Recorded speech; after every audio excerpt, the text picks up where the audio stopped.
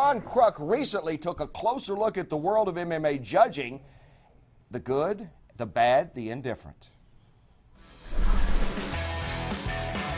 Judges need a big overhaul. A lot of the judges are not educated in MMA. Trying to judge fights that they're really not familiar with. It's a game, you know, there's going to be mistakes here and there. One guy clearly wins the fight, but then, you know, they'll give it 30-27 to the other guy. It's just education and knowing what a fighter's doing. I don't know if there's an easy fix for that. What is the problem with it? I don't know. We just need better judges out there. No job is more thankless or underappreciated than MMA judge, but the sport is in dire need of these professionals. Without one governing body supervising MMA, it's the state athletic commissions responsible for hiring qualified officials. But with many states not requiring or even offering training programs and the criteria for scoring an MMA fight differing from state to state, the current system is setting up judges to fail. We're the only sports, combat sports, that have states governing them. There is no NBA or NFL or Major League Baseball. And I don't know if we'll ever have that. Some commissions don't feel training is necessary, so they don't make it mandatory. If you're going to fight or have a promotion in Indiana and then you have one in Nevada, all the rules should be the same. And sometimes they're not. Each state determines who they want to bring in relative to judging or refereeing. The closest entity the sport has to a governing body is the nonprofit Association of Boxing Commissions. Our main goal is to ensure that it's regulated in the same manner regardless of where you go. No matter where you play baseball, the rules are the same. Not necessarily been the same for combative sports. The ABC has created a standard set of unified rules and scoring criteria. However, individual states decide which rules they want to use. Educating current and aspiring judges on the ABC rules is key. Our membership has to buy into this training and require their officials to go to this training on an annual basis. Veteran MMA referee and judge Robert Hines is only one of 10 ABC-approved trainers. With judges, it's all about the judging criteria, the ways to assess around, and the scoring system. The unified judging criteria is effective striking and grappling, control of fighting area, effective aggressiveness, and effective defense. Are there major differences in how a fight is judged from state to state? There's a pretty wide variety. Strong boxing background athletic commissions, they weigh the striking part of the MMA game. Some do not require any assessment for grappling. How the hell does a judge not evaluate grappling? To not assess that, it's a great disservice to the athletes. One of those states with a baffling scoring system is Illinois. According to the Illinois General Assembly website, grappling is never mentioned within the scoring criterion and therefore wouldn't be assessed when judging a round. Calls and emails to the commission went unreturned. The goal is to get the judges on the same page, rating on the same set of criterion. Hines' course also covers the 10-point must scoring system, and students actually judge fights. Ready to go. While officials have different ideas on how to fix the system, they all agree continued education is a must. I just encourage our members to get on board. If you have a problem, fix the problem. Don't ignore it. Judges love Omagawa. The evolution of the sport, it needs to happen in order for us to gain mainstream popularity and consistency. Completing and passing an ABC certified judging course and getting one of these sweet certificates doesn't instantly make you a UFC judge. Individuals then apply for a license with the state athletic commissions they wish to work for, pay a fee, and then the state decides if you've got the job. Kenny, I'm guessing I won't be doing much work in the state of Illinois. Back to you. No, come on. I did not see it.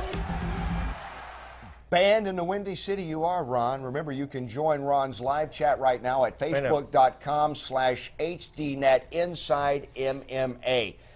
It's always interesting. We've always talked about it. We've had fighters on here talking about it.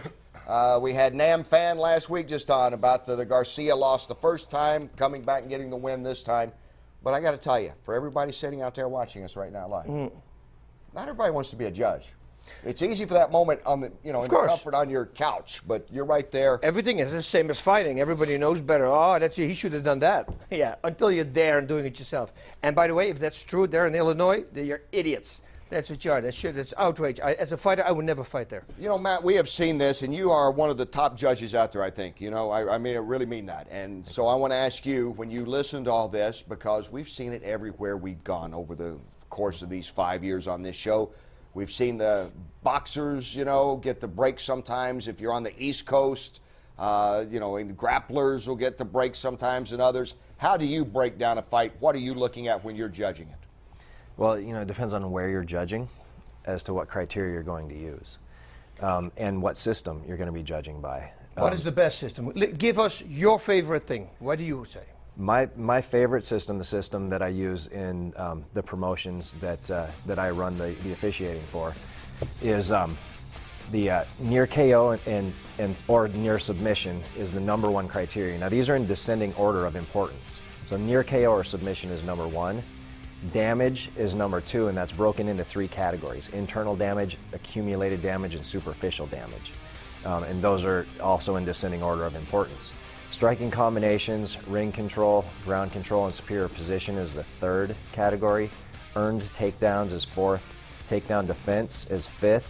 And aggression is 6th. But it should be noted that the way to judge this is not on a 10-point must system. The way to judge this is to judge the fight as a whole in its entirety. As they do in Japan. Yeah, like we do in Japan, like we do in Singapore, like we do at a lot of other places, like we do in Washington State, in Hawaii, before commissions started adopting the boxing 10-point must system, which, by the way, even amateur boxing doesn't use. You know, you've got a 10-point must system used in boxing, which was put into MMA by a boxing commissioner in New Jersey, and it's been kept. And you know, it's a travesty that it's been kept in there. You know, only in the United States has that been allowed for that system to be put in and stay in there, when it's really an inappropriate and ineffective system. It handicaps the judges who are knowledgeable. To say, you don't really know what you're looking at, so here's an arbitrary number that you're going to put on this 5 minutes of a fight, and then put another arbitrary number on this second 5 minutes of a fight. When fighters, you know, coaches and fighters are trying to break down their opponent over the length of the fight, not over one round. And you're setting up fighters to try to win rounds. No wonder you're going to have boring fights, a takedown at the end of the round. Everybody does that now. They take their opponent down at the end of the round and sit on and try to impress the judges at the end of the round to get that 10. They don't know what criteria they're being based on, and the judges are going to look at what happened during that round, and especially at the end of that round, and then they're going to mark their 10 down. What do you know about when you go in? How do you know how you're being judged, Phil? Does anybody really sit down and talk to you guys about it? Because we hear about the differences in every state. I mean, how do they break it down for you? The easiest it gets for me is I kind of imagine I'm the spectator. What does it look like? Does it look like I'm losing? Because if it looks like I'm losing, I got to get out there. I got to throw more punches. You know what? He threw a kick at me. You know what? I'm going to throw a kick back at him. I'm going to throw 2. Now I'm winning. You know, and it's kind of like that. You know, if somebody lands a couple good shots and I had to step back, well, I'm going to have to come at him with a 3-punch flurry.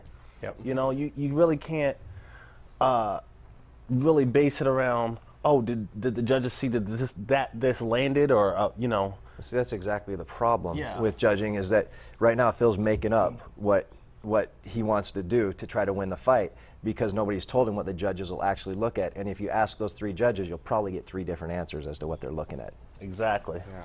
One thing we can look at right now, and I want to ask you again about this, Matt, because you're over there more than anybody, except for Boss, who went over there 7,000 times during his fighting career. But in Japan at the moment, it's like somebody screamed Godzilla. I mean, they had 28 fights last year. They're going to have 6 this year among the major promotions. I know there's some other grappling, et cetera, going on right now, but you think of Sengoku Dream and K1.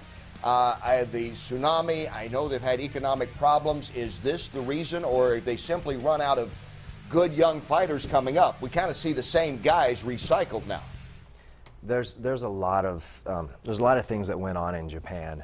You know, when Pride was purchased, that was the start of the downhill slide. You know, there were things that went on in the culture, you know, prior to the purchase of Pride, that affected the way mixed martial arts was viewed over there. And then the promotion still kept going, and they did okay. But the tsunami, you know, the economic conditions, everything has all played together to really put it, you know, in a bad position right now in Japan, where it's just not it's just not happening like it used to. But you know, to be fair, the way it used to happen, you know, when we did Dynamite National Stadium, you had 100,000 people in attendance. You had a crazy show. You had everybody coming together for it. And you know, that's not happened outside of their sense, even in the United States. So I think all those fans are still in Japan, and it's going to take a pretty big rebuilding process of MMA and the promotions, how they're viewed over there, to get back to something that people want to have their kids take part in and want to be proud of for their country. One thing, K1 World Grand Prix.